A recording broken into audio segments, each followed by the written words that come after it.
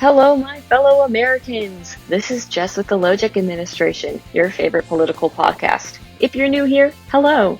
You may be wondering, what is the Lojek administration? Well, I'm glad you asked. In this podcast, we discuss the most interesting and important details in American history, along with a few modern-day hot takes. And on that note, let's begin with the first episode. Okay, so this episode, we're going to be starting on a two-part journey. This two-part journey, you might ask? Yes, folks, it's about the 18th and 21st Amendments, Prohibition-era America.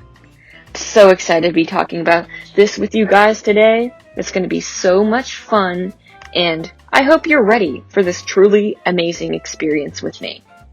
Before we get into the 18th Amendment, the legal part of it, that is, I want to talk about some background knowledge.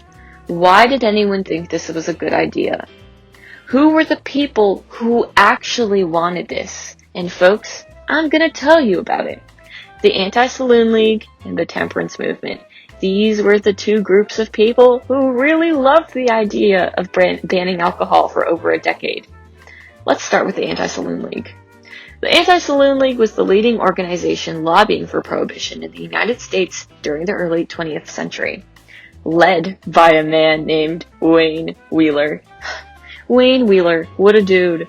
Okay, let's talk about Wayne for a second. Because I would say he's the driving force behind prohibition. Wayne Wheeler was a child and he lived on a farm. And when he went outside one morning, one of the farmhands were very drunk.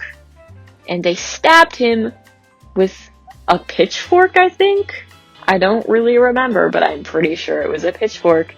And he got really mad about it. I understand why he was mad about getting stabbed, but what he did next was a little confusing to me and the rest of America. He decided to ban it.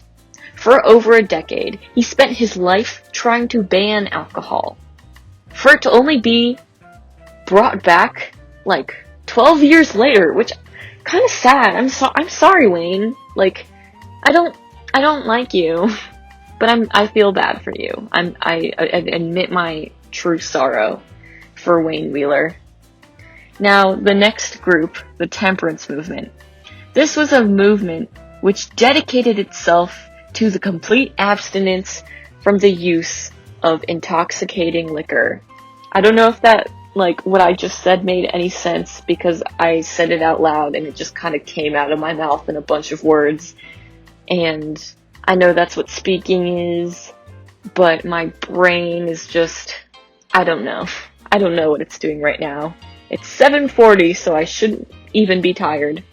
But for some reason, I am a little tired. And we're gonna have to deal with that for the rest of this episode of the Lojek administration. So just bear with me, folks, for this quick time that you're with me today. The Temperance Movement people. I'll call them the Temperance people. There were two main reasons why they wanted prohibition in the first place. One, their Christianity. Yeah, Christianity. They were all very Christian, and they had Christian values, and this is a big Christian value to them. And number two, World War I just happened, and they were concerned about unpatriotic citizenship, and were like, hey, we probably shouldn't have a bunch of drunks running around the country, you know? I don't really think that's a good idea. That's not very kind.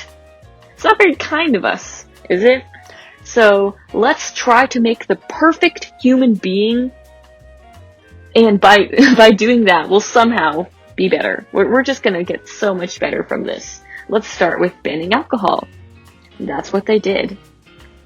On December 19th, the 18th Amendment passed both chambers of Congress, and was later ratified by the requisite 3/4 of the states in January 1919.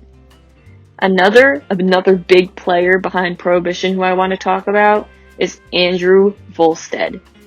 I'm going to talk about him at the end of this episode of the Lojek administration because he's a sponsor, guys. Okay. Andrew Volstead was the chairman of the House Judiciary Committee, and he engineered the passage of the National Prohibition Act, which is commonly referred to as the Volstead Act.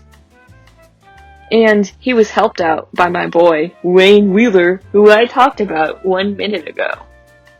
Just want to talk about these two big players behind Prohibition, because they're pretty important. Now, since this was ratified, this was made by the state's 3/4 vote, so that means someone had to veto it. This someone being President Woodrow Wilson. He did not like the idea of this. He was like, guys, I think this is taking away some of the people's freedom. And to that, the state said no. And they continued on with it because they thought it was a splendid, dandy idea. Now, the 18th Amendment was never truly enforced. No one really cared about it because everyone found another way to consume alcohol. With the entire legal economies that flourished because of the making of Prohibition, like bootlegging, speakeasies, and distilling operations. Millions of Americans were still drinking liquor, and nobody really cared about it. This all was capitalized upon by organized crime groups, which I find to be very funny and ironic. And I figured I would just add that in there, how Prohibition era is remembered as a period of gangsterism, which is a fun word I like to say sometimes being now. And it was characterized by the competition and violent turf battles between criminal gangs.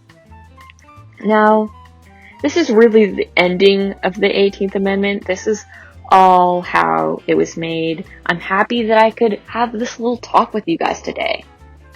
Before I leave, I want to talk about my sponsors of this video. First being Andrew Volstead. He contacted me in my managers, and he really loves my show. So he wanted this episode to be about him. He wanted to fund this. Because he doesn't think that anyone refers to it as the Volstead Act enough. He just doesn't think that anyone cares. He wants people to care. He wants you 16-year-olds sitting in this classroom today to understand him. And he has the same first name as Mr. Fan. He thought that was a little quirky. So he really loves this. He really loves my podcast. So that's my first sponsor. My second sponsor on the other end of the spectrum is President Woodrow Wilson, who called me from the grave saying that he wanted to be avenged because he didn't think it was very fair that Prohibition was passed, even though he vetoed it. This is the ending of episode 1 of the Prohibition series of the Lojek administration. Good night, America.